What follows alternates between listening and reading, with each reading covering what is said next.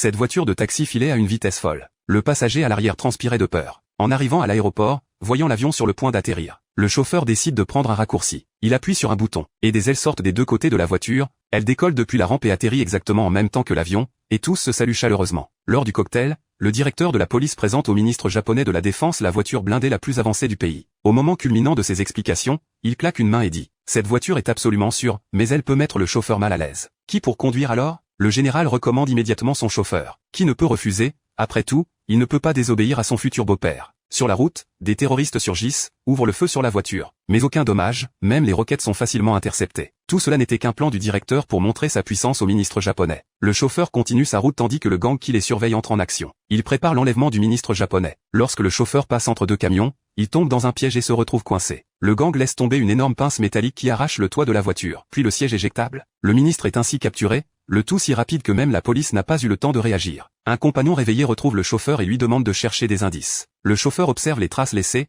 les touche et les inspecte, et identifie immédiatement 3 voitures neuves japonaises. Ces voitures doivent passer par le port. Lorsqu'ils arrivent, le gang a déjà emmené le ministre à Paris. Le temps presse. Le chauffeur contacte un collègue livreur à Paris pour traquer le gang. Même s'il ne le trouve pas vraiment, leur vol de l'après-midi pour Paris ne suffira pas. Alors le chauffeur réveille son beau-père encore endormi, et part pour Paris avec son propre taxi.